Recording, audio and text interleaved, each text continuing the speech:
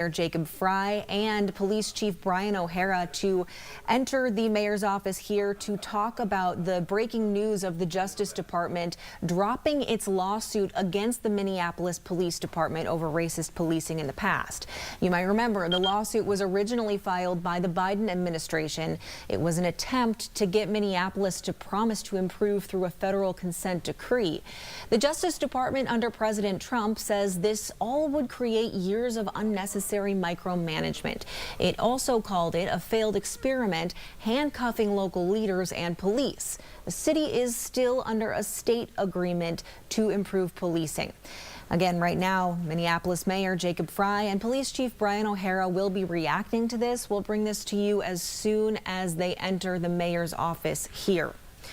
We also know that our WCCO Jason Rantala is covering this, and he will have a live report at noon, and then coming up at 11, a group that is fighting police brutality is coming up to talk about why they say the Minneapolis Police Department hasn't made strides in the last 5 years, despite this new report saying that it has by an independent reviewer.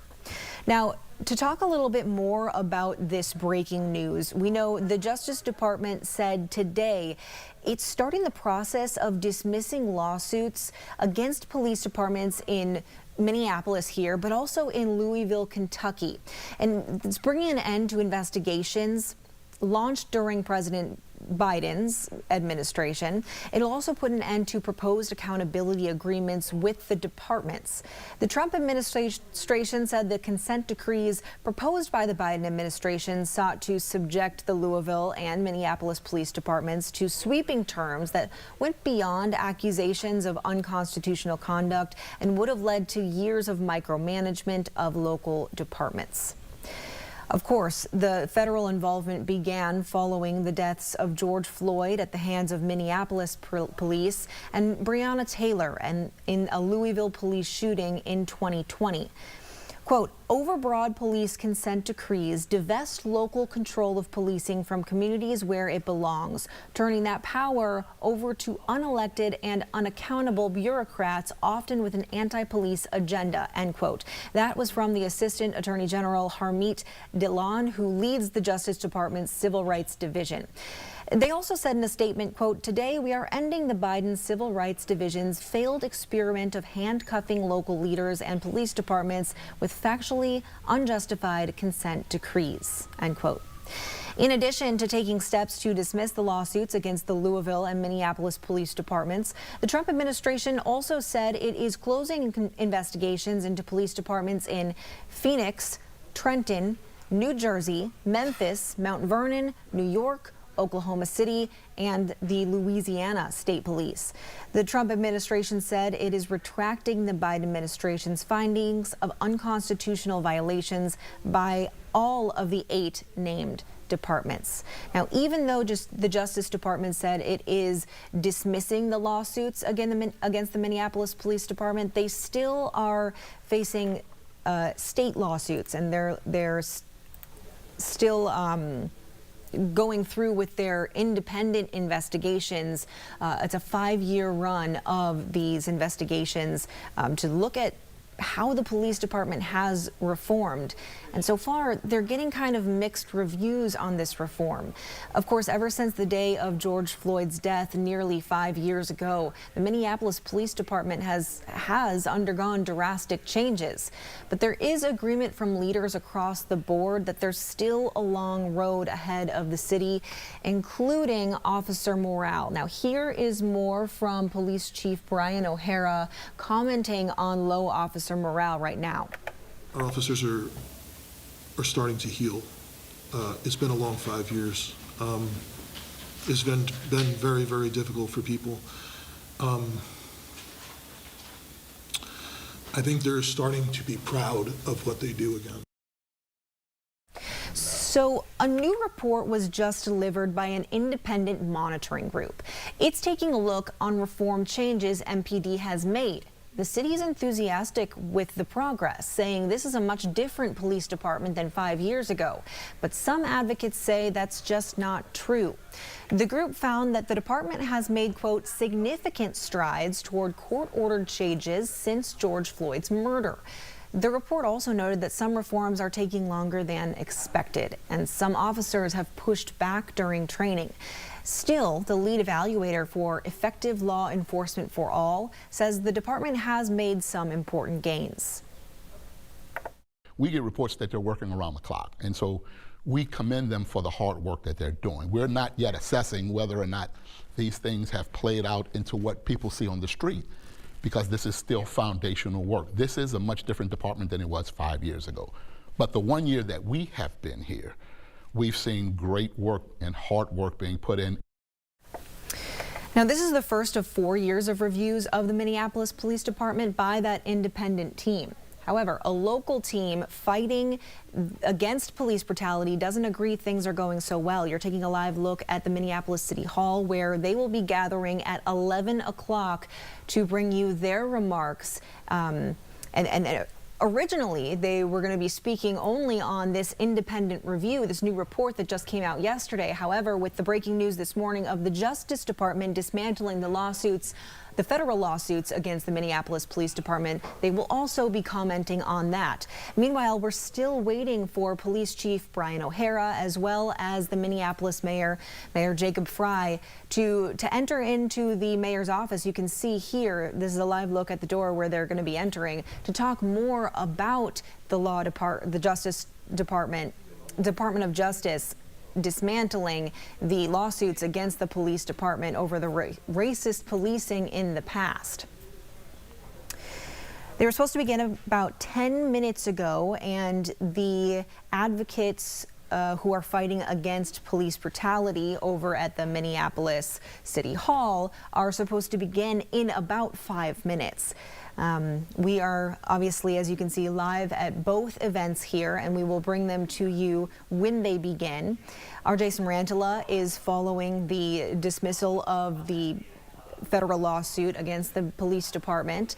And as you can see, we have people entering the mayor's office, and I believe shortly Mayor Frey as well as Police Chief O'Hara will be entering to give their remarks and reactions to the lawsuit that was originally filed by the Biden administration against the Minneapolis Police Department in an attempt to promise Minneapolis to improve through a federal consent decree. Now, the Justice Department under President Trump says this all would create years of unnecessary micromanagement. It called it a failed experiment, handcuffing local leaders and police. Again, the city is still under a state agreement to review and improve policing. And we're waiting for Minneapolis Mayor Jacob Frey and Police Chief Brian O'Hara to react to this news, and we'll bring it to you live as soon as they enter the mayor's office here. This all comes, of course, nearly 5 years after the murder of George Floyd in downtown Minneapolis. And we know that there is a new report that has come out just yesterday on policing here in Minneapolis and the reform that has been going on and that has been in place since that happened nearly 5 years ago. The Minneapolis Police Department has an independent reviewer speaking with members of the department, looking over different types of reform and training that officers are getting. I'm watching. Okay, here is Mayor Jacob Frey entering to talk about the Justice Department's recent decision. We take you live to the mayor's office.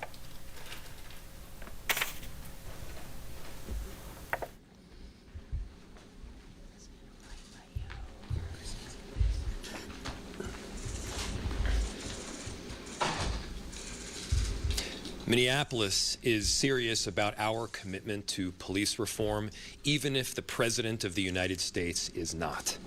Just yesterday, the independent monitor for our settlement agreement said that Minneapolis thus far has made more progress in the first year around police reform and creating a foundation for change than virtually any city under a consent decree in the United States. We're going to move forward with that work. with or without the White House. It also needs to be said that the timing of this move for a dismissal is entirely predictable. The Trump administration is a mess. They had every opportunity to move for a dismissal in the months previous to right now, but instead they delayed. They asked for extension after extension, and of course, it is predictable that they would move for a dismissal the very same week that George Floyd was murdered 5 years ago. What this shows is that all Donald Trump really cares about is political theater. This is predictable. We had a good feeling that this was coming. The judge gets to decide whether to dismiss the case, and I can't speak to what the judge will decide, but I can speak to what we are doing. Here's the bottom line. We're doing it anyway. We will comply with every sentence of every paragraph of the 169-page consent decree that we signed this year. We will make sure that we are moving forward with every sentence of every paragraph of both the settlement around the Minnesota Department of Human Rights as well as the consent decree. The bottom line is this. People should expect us to do this work. People have been demanding for years that we do this work, and we're not going to let them down. Neither Trump nor anyone in Washington can stop us from doing this work that we are indeed committed to. We know what needs to happen, and indeed, we've already started. Our efforts have been made clear through the report that Alifa provided just yesterday. What did it tell us? It told us that Minneapolis is serious about reform, even when the White House is not. It tells us that we show up for the work. We've built out the team. We're making the necessary investments, and we're going to hold every person in our city accountable to carrying out the mission that we all have committed to. It also tells you that the court-ordered agreements actually help our officers, making sure that our officers have the necessary wellness and care, the ability to recalibrate during calls, and it's a broad recognition of the trauma and difficulty that they go through on a daily basis in furtherance of this honorable profession of keeping the people of this city safe. It helps them, and we're going to stand by them in making these necessary reforms and in keeping our city safe. Here in Minneapolis, crime is down. Here in Minneapolis, recruitment is up. And here in Minneapolis, we are also going to carry out these important reforms that we've committed to from day one. We've already been doing the work to implement this consent decree. We're clearing the backlog of police misconduct cases, and we've changed our disciplinary matrix. We're rolling out new use of force policies. We're deepening our community engagement. We're investing in violence prevention, and we're expanding our mental health response work. We will ask Alifa, our independent evaluator, under the state settlement agreement to oversee this new set of reforms just as we have planned. The bottom line, again, is we're doing it anyway. Alifa brings deep experience in police reform, and they're helping to ensure our work is transparent, that it is accountable, and that it's community-centered. And I also want you to look around this room. Look at the people who are up here with me. This is a team that we have brought to the city. It is a team that is entirely committed to doing this work. These are individuals that have not been hired on contingent on a White House being on board.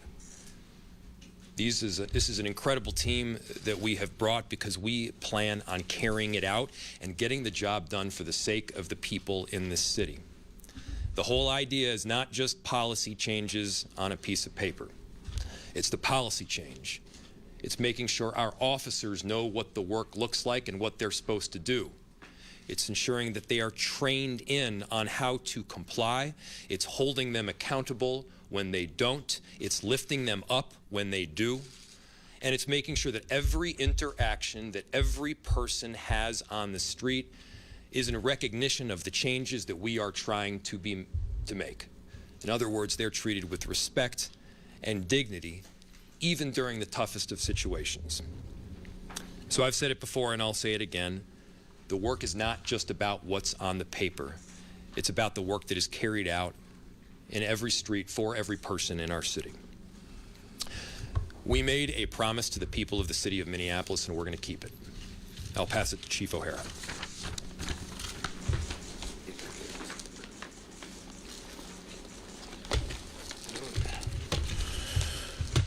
Good morning. My name is Brian O'Hara, and I am the Minneapolis Police Chief.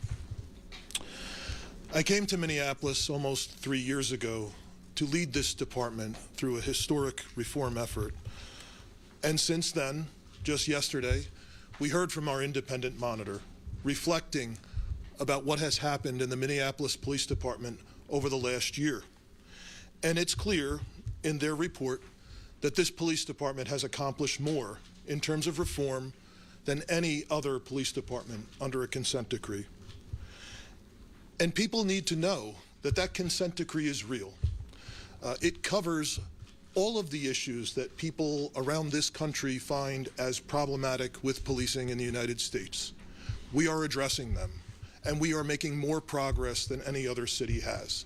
Whether it's use of force, stop, search, and arrest practices, internal affairs, disparate impacts based upon race, we are making real progress, and that work will continue. In addition, we are going beyond what is required in any paragraph of any court-ordered reform. We will be the best police department in the nation, period. Not only will we deliver change for our residents, we will deliver change for the brave men and women of this police department that put their lives on the line every day to protect our residents. We will have a greater focus on their health and wellness, a greater focus on ensuring they have the facilities and the training that is adequate for the demands that they face in the street. And we will continue to restore pride and trust in the men and women who wear this uniform. So whether or not there is a federal consent decree, as the mayor has said, the work continues. We have been and we remain committed to real, lasting change, both for our residents and for the men and women who serve here. I just want to say again, thank you to the mayor for his leadership and his support through this, and thank you to the members of the council who have made yesterday's report documenting our accomplishments possible. So thank you. Thank you. We'll open it to questions. I have a question for the chief. Do you have any concerns that this sends a message to your officers that the reforms that you're implementing here aren't that big of a deal, and it might make it more difficult for you to push through that culture change that you've been talking about? So Matt's question was, does this send a message that the reforms are not important? The members of this police department have been through an unbelievable amount of change and of trauma, just like the residents of this community. And I think they know things needed to change here. And I think by and large today, the men and women who remain here are deeply committed to getting this right. They are not about to turn their backs on their fellow officers or the residents of this community. Right. So while there is often a lot of uncertainty because they don't know what all of this means, I need them to know that I care deeply about them, and I will have their backs and ensure that they are able to be safe and they will be prepared to do their job and provide the excellent police service this city needs. I'll just add, if these police officers weren't committed to change, they could have jumped ship at any time over the last several years. But rather, they've stayed. We've doubled down. They're doing the trainings. They're having a deeper understanding of the policies that we're expecting of them, and we've talked to all of the new recruits, the laterals, the CSOs that are coming in. They want to get in on the ground level because they recognize that something special and important is happening in Minneapolis. They want to be part of this change. They want to be part of the example for so many other cities to follow. Will the city oppose the DOJ's motion to withdraw in court? We will be responding to the motion for a dismissal today. And so I don't want to move forward with giving you the exact language right now before the actual motion has been filed. You guys both mentioned that you're going to follow this federal consent decree sentence by sentence, whether it's actually in place or not. What are some specifics in that federal consent decree that may have not been in the state consent decree? Well, I hesitate to call any one individual paragraph out. There's obviously a lot of overlap between the Minnesota Department of Human Rights Settlement Agreement and the consent decree. There are some pieces that go beyond what state law allows for in the federal consent decree, including First Amendment issues. So First Amendment would be one example that would be in the consent decree that was not in the settlement agreement. And the bottom line is we're doing all of it. The chief mentioned we're also not limiting ourselves to the changes that are on those pieces of paper. We're invested in this work. The people of our city are invested in this work. We're not messing around when it comes to this culture shift and the reforms that we all need to see and that are long overdue. I know you said, obviously, the sentiment here today is we're going to operate as this were in effect, but I know there's some skepticism given the lack of enforcement. I guess what assurances can you offer that you'll follow through with the added reforms in the federal consent decree, given it's not officially enforced? So, number of assurances. First, we negotiated the document. We spent countless hours to figure out both how to get this done from a legal perspective, but also get it done from a practical one. We've invested in trainings. We've hired out staff. We've spent tens of millions of dollars, not just to talk about doing this, but to actually get it right, culminating with my signature on a piece of paper. But we're going to go even further than that. We are asking ALIFA, which is the independent monitor, to make sure that we are held to the standards that we're talking about right now. Yesterday, you saw a report. That report talked about the good work that we're doing. It talked about the fact that we are making more progress than virtually any other city under a consent decree in the United States. And it also had some areas where we didn't meet the mark and where we can improve. And what you're going to see going forward, what we would like to see from ALIFA is holding the work up transparently. And I'll tell you now, there will be areas where we hit the mark and we do so on time. There will be other areas where we don't. We're going to do everything possible to succeed, but the most important thing here is that people trust the work that is happening and they trust the outcomes.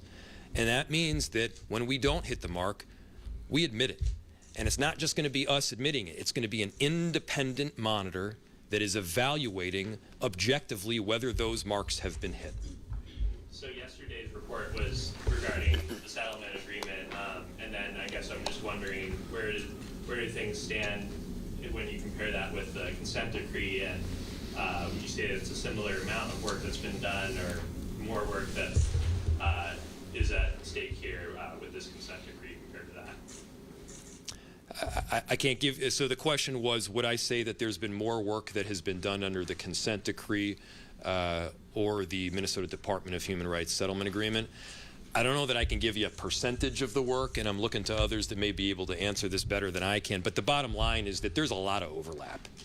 I mean, both agreements want to see shifts in how use of force are conducted. Both agreements want to see shifts in how police stops are conducted. Both agreements want to see a whole lot of data collected and compliance in check. Both agreements want to see trainings. And so much of this work is in both agreements. Chief.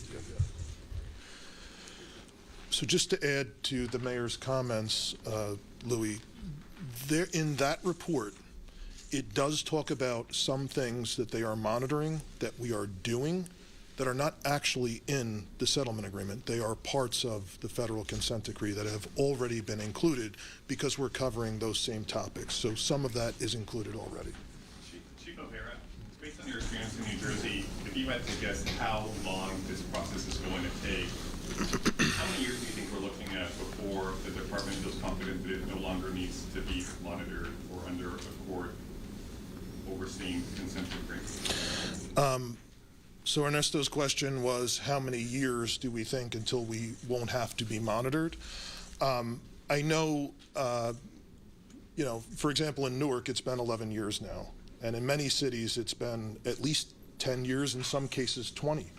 But I think there's been a lot of effort over the last few years to have these reforms implemented much faster. And so I think we will see a much faster implementation here in this city. And I think the initial report yesterday reflects that. However,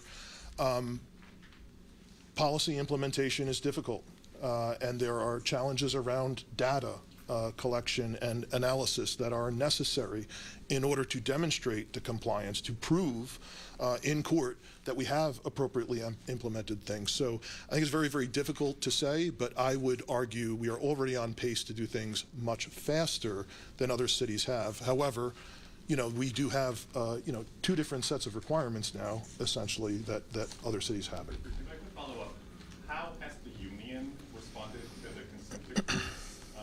And are they on board with the bulk of what you're trying to accomplish? Well, so second question was, how has the union responded and are they on board?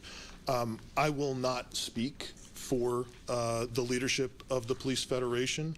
You know, however, I do believe that they would also agree that the police officers need better working facilities, that the police officers need the best training and preparation they can possibly have. And I would think the Federation would also agree with the community that we need to clear out backlogs of cases, you know, internal affairs investigations and so on, and that the discipline should be fair and equitable.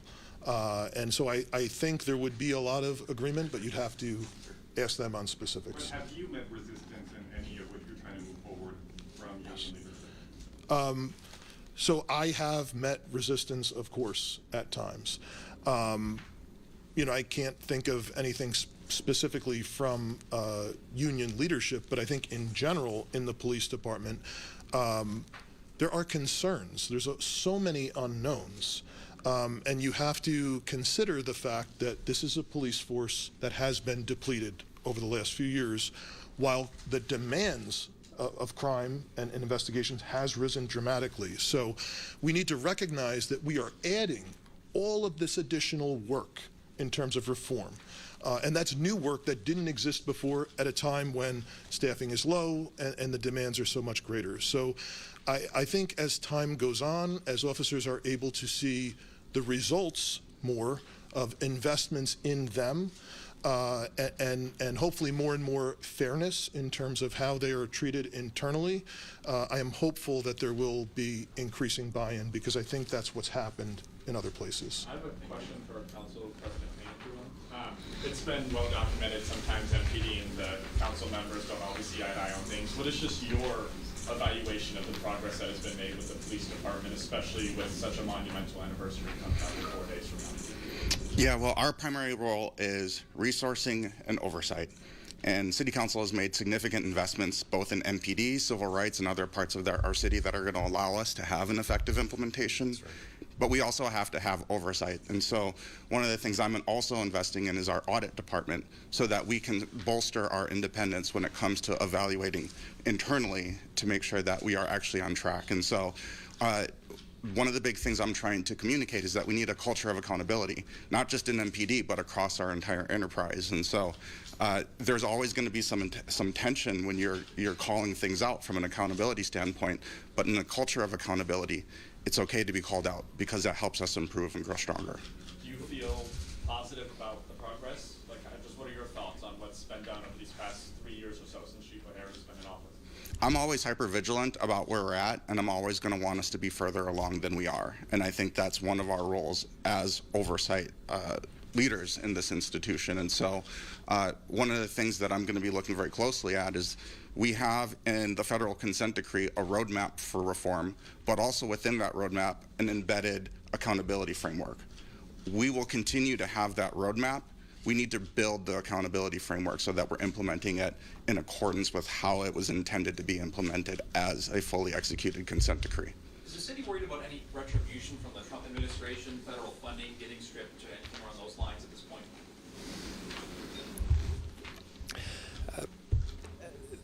I can't predict exactly what sort of threats the Trump administration is going to make, but what's been made very clear is they don't even know what the threats that they're going to make are going to be.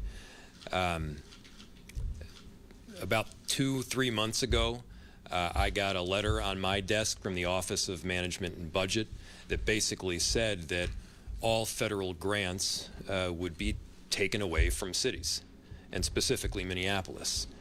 To give you an idea what we're talking about, it's like $70 million. It's $70 million for our emergency management team, which, by the way, has been preparing for this day for weeks and has done an incredible job to make sure that this city is protected and that we're operating in a streamlined fashion no matter what decisions the Trump administration makes. It's funding for things like our bomb squad. It's funding for shelter and affordable housing. As I said, about $70 million of some of the core services that people expect rightfully that our city carries out. And then the very next day, they rescinded all the actions that they had taken in the letter from the previous day. So again, I don't know that they know what they are doing. Let's be real, it's a mess. And in this particular instance, they could have moved for a dismissal at any point in time prior to this specific week. It's not at all surprising that they chose this week. And so, do we have concerns about what the Trump administration is going to do next? Of course we do. But I don't think they know what's going to happen next. So what we do is we prepare to do things right for the residents of our city. We act preemptively in the form of litigation. And we're making sure that we have the resources that we need to do the job right. And if Donald Trump wants to try to entirely avoid the Constitution, if he wants to drop kick the Constitution of the United States into the trash can, well, we're going to challenge him in court. 2 more questions. Given the progress that you've made with community trust that came out in the report yesterday, does this decision put more pressure on the department to reach out to community to ensure them that these guidelines will stay in place? So Taylor's question was around community trust, and does this decision affect that, right?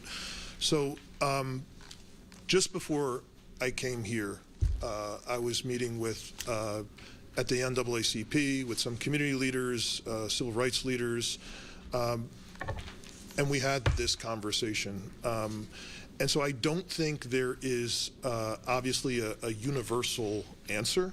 I think it's different depending on who we're talking about, who you're going to define as community. But one thing that I believe is very different, at least since I've been here over the last 3 years, is we do have more relationships and better relationships with members in the community than what was initial when I came. And so the conversation that we had is members of the community that are a part of this work with us.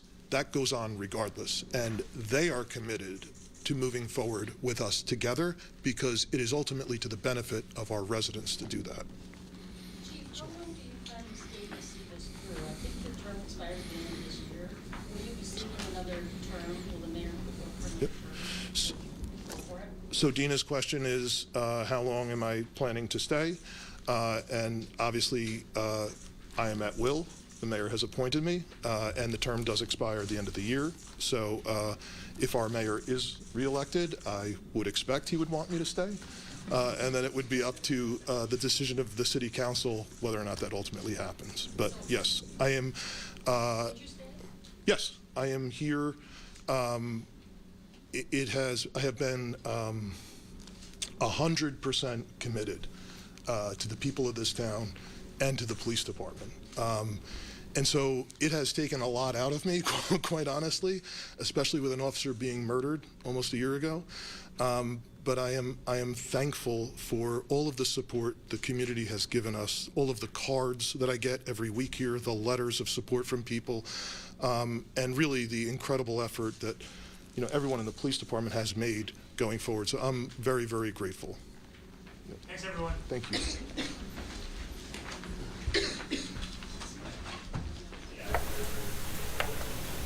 You just heard from Minneapolis Mayor Jacob Frey and Police Chief Brian O'Hara reacting to the Justice Department dropping its lawsuit against the Minneapolis Police Department over racist policing in the past. Mayor Frey says even though that has happened, the city will still go through with the recommendations of the federal consent decree, and also along with the recommendations of the independent monitor appointed by the state. He said that Minneapolis today will file a motion against the Justice Department's decision.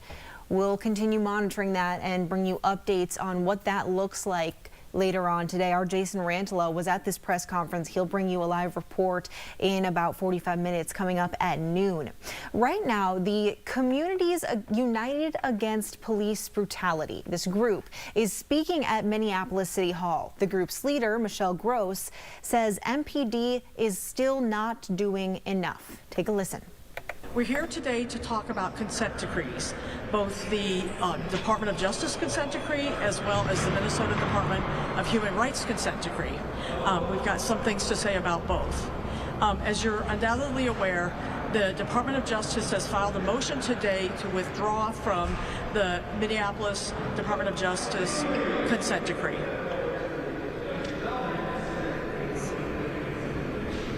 Okay, sorry. We're gonna wait a second. Get the door, people. Jesus.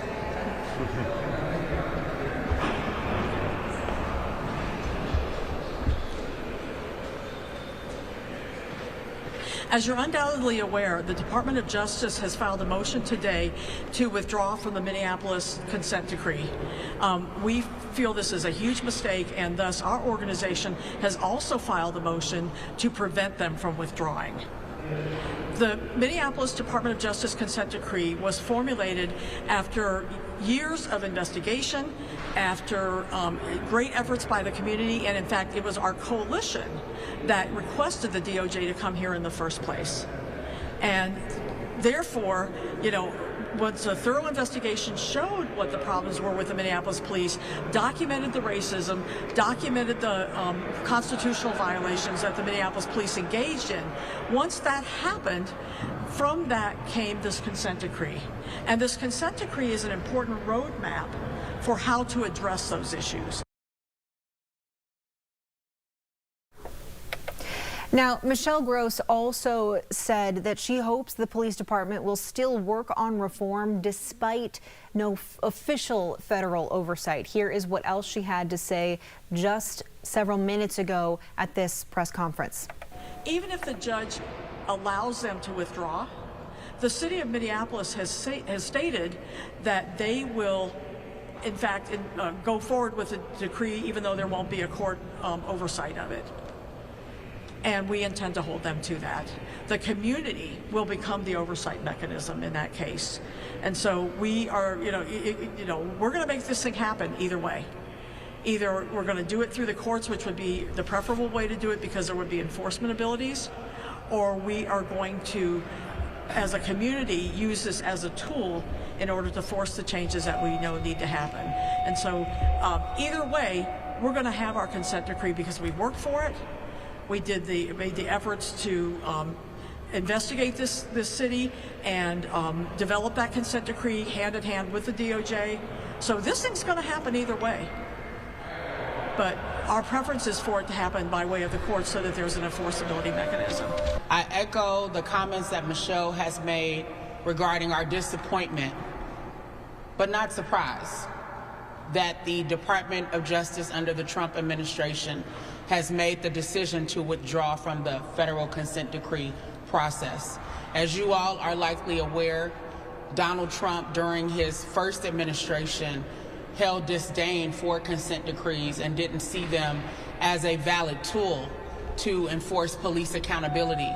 So here we are, back again, seeing the same types of shenanigans as we saw during his first administration, where he is not focused on protecting those who are most vulnerable to police violence and police accountability. But he is essentially telling police departments it is okay to continue to engage in a pattern or practice of discrimination, and there will not be proper oversight and you will not be held accountable. You just heard from Nakima Levy-Armstrong, a long-time advocate for police against police brutality and a civil rights lawyer. We know that this is an ongoing story. We're going to be covering it all day long. Right now, our Jason Rantala is at the mayor's office putting together a report for you as he listened to the mayor and police chief's remarks after the Justice Department announced that they are starting to dismantle the lawsuit against the Minneapolis Police Department over racist policing in the past. Again, the mayor says that even though that has happened, the city will still go through with the recommendations of the federal consent decree, along with the recommendations of the independent monitor appointed by the state. We'll have much more on this throughout the rest of the day, and stick with us here at noon, where Jason Rantala will bring you a live report. Thanks for joining us here on the Live Desk. I'm Maria Lazignoli. We're going to take a quick break.